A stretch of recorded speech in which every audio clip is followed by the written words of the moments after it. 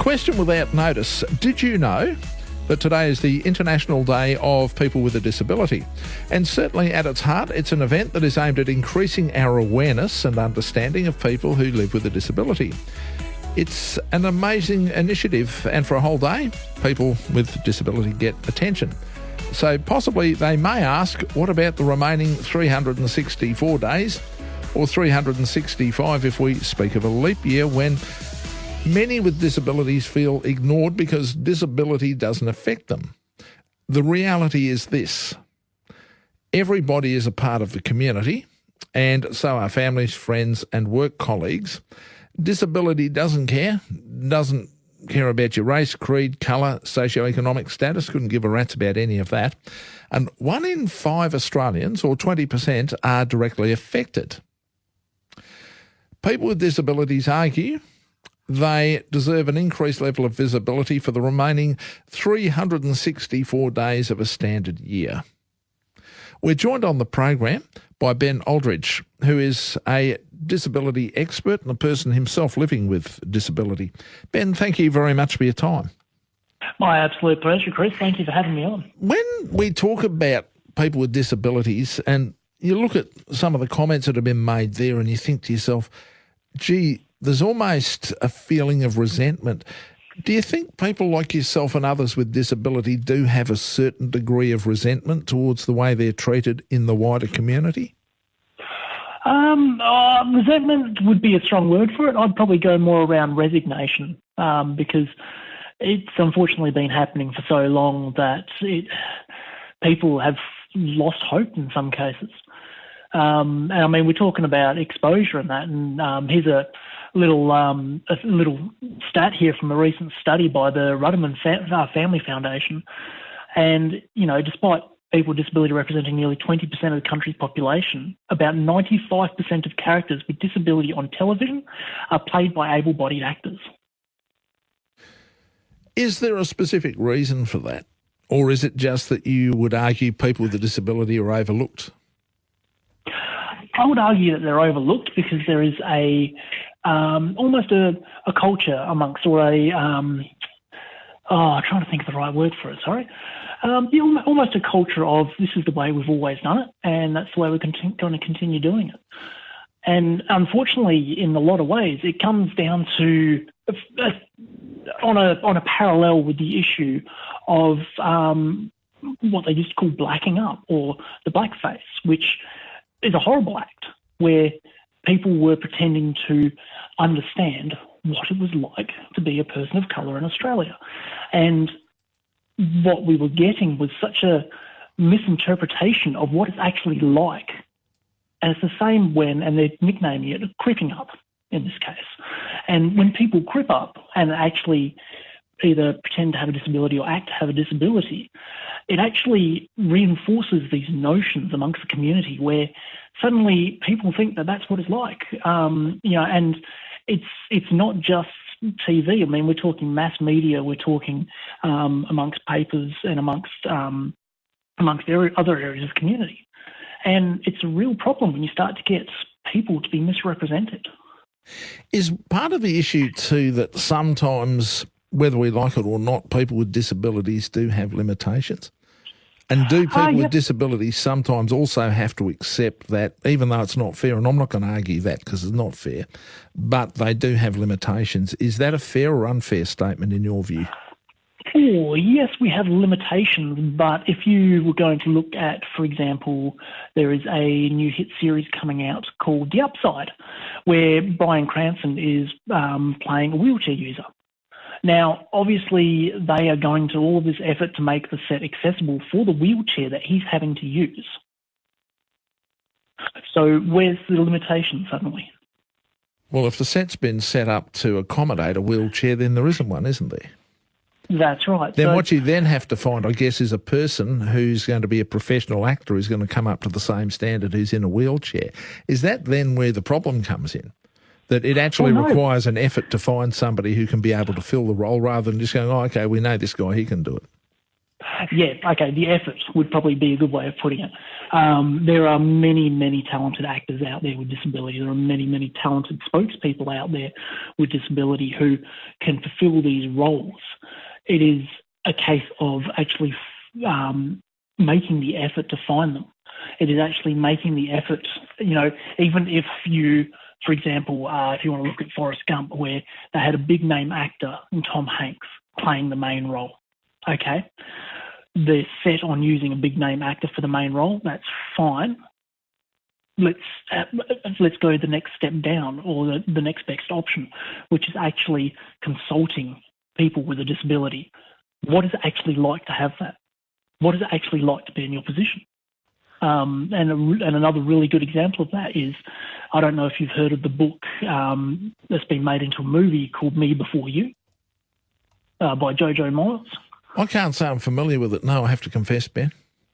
Okay, well, it's a story about a young man who becomes a quadriplegic like myself, and he is so set on the idea that his life is over and not worth living that even when he finds the love of his life, he falls in absolute love with this woman, that he still continues on to commit suicide. Now, here's the thing.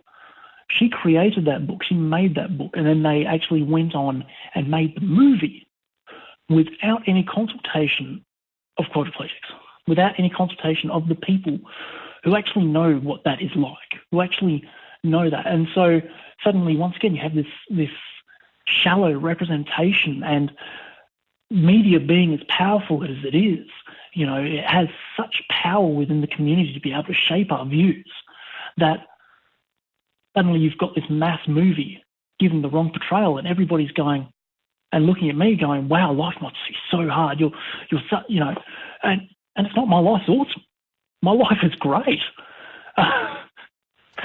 Does that make sense to you, Chris? Yeah, it does make sense to me. I was thinking while we're having the conversation, how much do you think also that as a collective, people with disabilities need to promote themselves?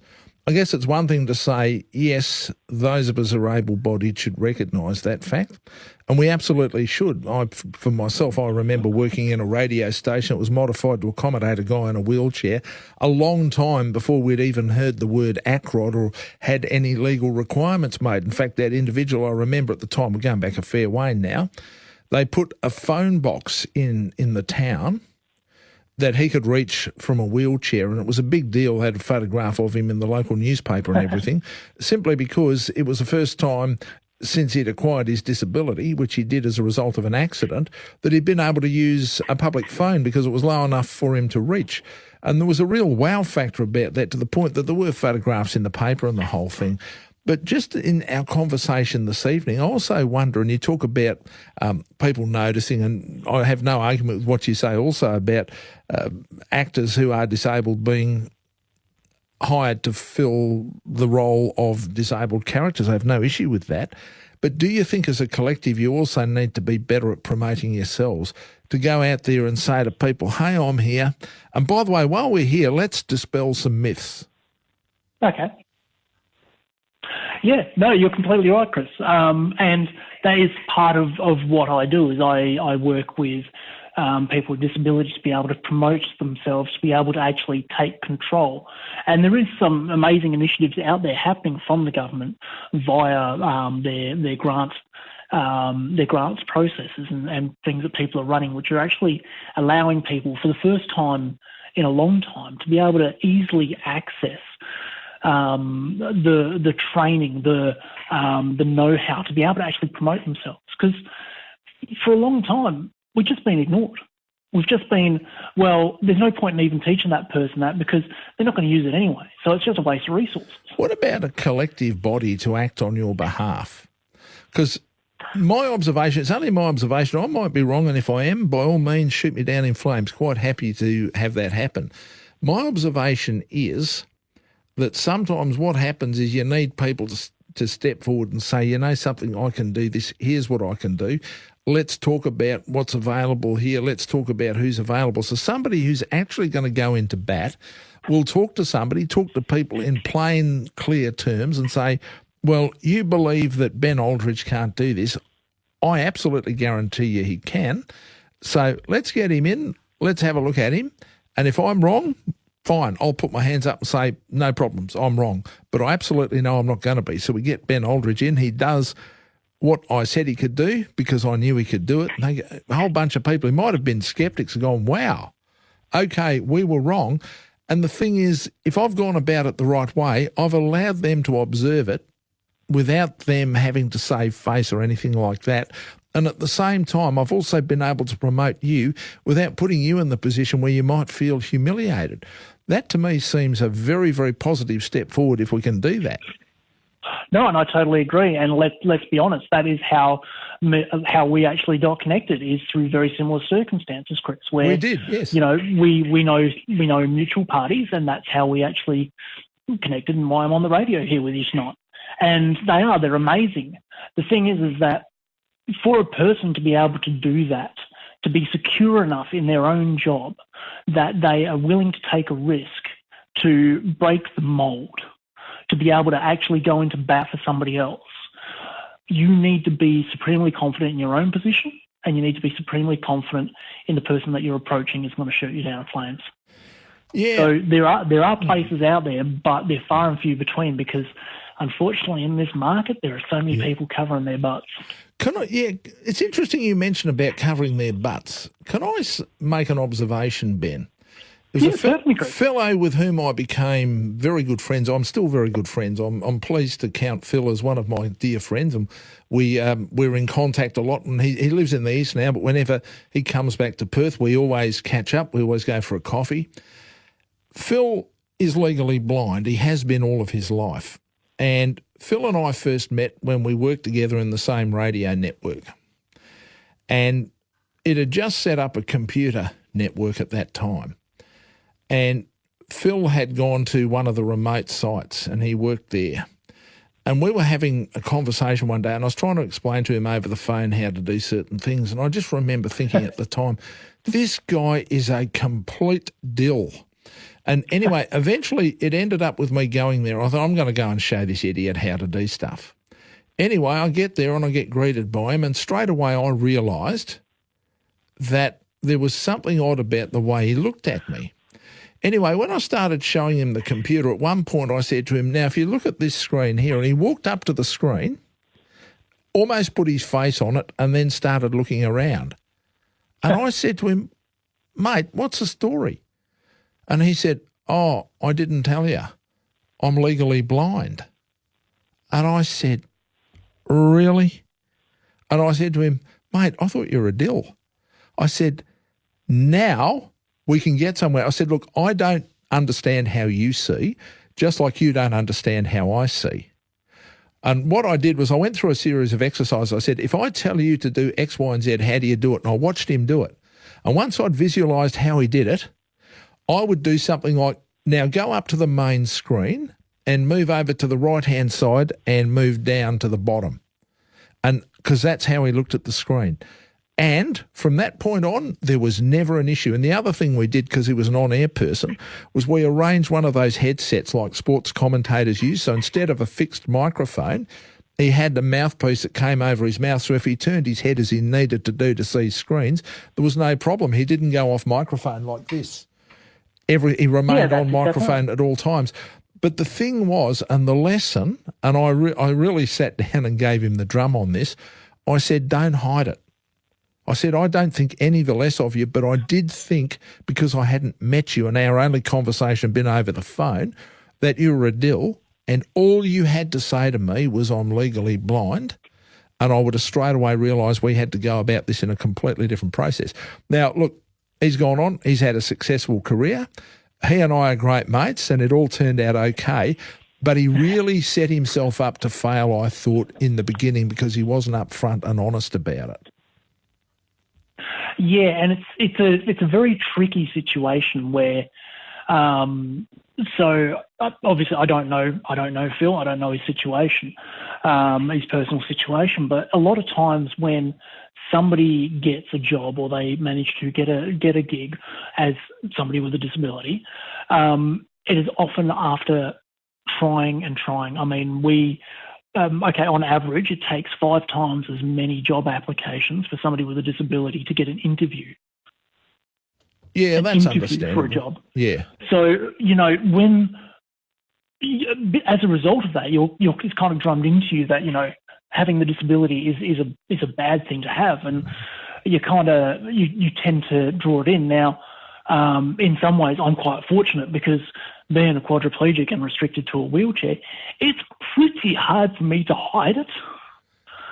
So, I've just learnt to just go with it and just, I am who I am. And if you don't like it, well, there's the door. And so I think that is what you would have been amazing for Phil for, was actually saying to him, look, you need to own it. You need to say, you need to have the confidence that I am great at my job. I know exactly what I'm doing. He was good at his job. He was very good at his job, actually. That's it. I just need to do it a little bit differently. And sorry, but you don't understand how I need to do it differently because you're on the other end of the phone at the moment. Yeah. I mean, it was something we sorted out, but I always remember, I always said to him, look, be honest about it. Because then you can work with it. And look, as time's gone on, it's been fine for him. Ben, we're out of time now, mate. Thank you so much for your time. It's appreciated. No, my absolute pleasure, Chris. It's always a pleasure to chat with you. And look, I encourage everybody out there to, if you've enjoyed listening to me chat tonight, jump onto the old socials and look up 30-Foot Drop, named after how I had my accident, and give us a follow on the socials. We've got some pretty awesome stuff happening. 30-Foot Drop it is. Thank you very much for that. Ben Aldridge, by the way, is a disability awareness expert because he lives it every day.